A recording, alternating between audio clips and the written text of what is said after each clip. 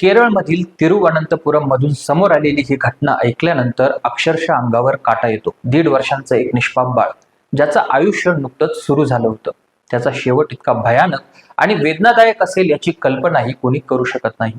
केरळमधील अर्शिद नावाच्या या चिमुकल्याची कहाणी आज संपूर्ण देशाला हादरवून सोडत आहे।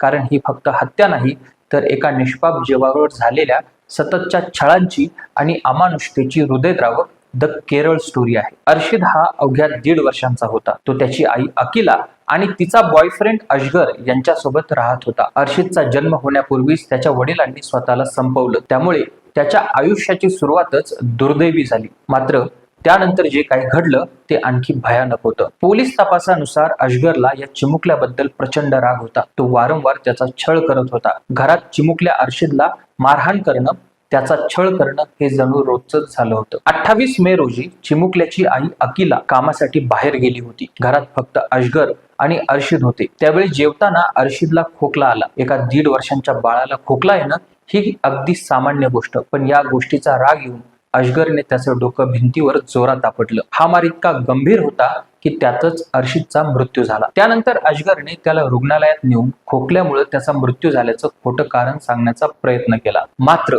ही घटना अचानक घडलेली नव्हती। अर्शिदचा अनेक दिवसांपासून छळ सुरू होता, हे तपासात समोर आलं आहे। विशेष म्हणजे काही दिवसांपूर्वी सोशल मीडियावर एक व्हिडिओ व्हायरल झाला होता। त्यामध्ये अर्शिदच्या दोन्ही हातांना प्लॅस्टर लावलेलं दिसत होतं। तेव्हा त्याची आई अकिला हसत हसत तो सायकलवरून पडल्याचं सांगत होती, पण नंतर पोलीस तपासात धक्कादायक सत्य समोर आलं। अजगरनेच या चिमुकल्याच्या दोन्ही हातांवर जोराने पाय दिला होता आणि त्यामुळे त्याची हाडं मोडली होती। अर्शिदच्या मृत्यूनंतर त्याच्या आजी आजोबांना संशय आला। त्यांनी शवविच्छेदनाची मागणी केली आणि त्यानंतर जो अहवाल समोर आला त्यानं सर्वांनाच हादरवून सोडलं। पोस्टमॉर्टम मध्ये अर्शिदच्या शरीरावर तब्बल 51 जखमा आढळल्या। एका 1.5 वर्षांच्या बाळाच्या शरीरावर इतक्या जखमा असणं हीच अत्यंत भयानक बाब आहे। एवढंच नाही तर त्याच्या अंगावर सिगारेटच्या चटक्यांच्याही खुणा सापडल्या। यावरून त्याचा सातत्याने छळ होत असल्याचं स्पष्ट झालंय। या प्रकरणात आणखी एक धक्कादायक बाब म्हणजे घरात हे सगळं सुरू असताना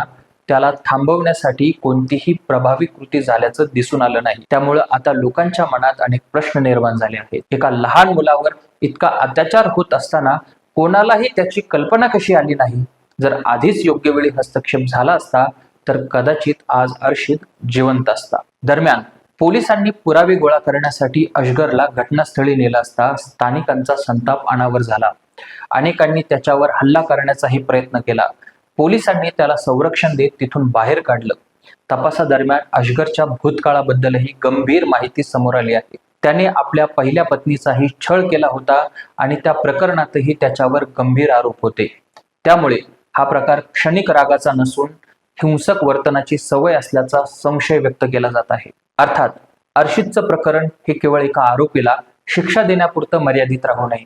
लहान मुलांवरील छळांच्या तक्रारींना अधिक गंभीरतेनं घेणं, शेजारी, नातेवाईक आणि समाजाने संशयास्पद बाबींकडे दुर्लक्ष न करणं आणि अशा गुन्ह्यांमध्ये जलद न्याय मिळणं अत्यंत आवश्यक आहे। कारण कोणत्याही मुलाचं बालपण भीतीत, वेदनेत आणि अत्याचारात संपायला नको। अर्शिद परत येणार नाही, पण त्याच्यासारख्या दुसऱ्या कोणत्याही निष्पाप जीवाचं आयुष्य वाचवण्यासाठी हा समाज जागा होणं हीच त्याला खरी श्रद्धांजली ठरेल। तुम्हाला हा व्हिडिओ कसा वाटला ते आम्हाला कमेंट सेक्शन मध्ये नक्की कळवा आणि अशाच माहितीपूर्ण व्हिडिओसाठी बघत राहा डेली सिटी न्यूज।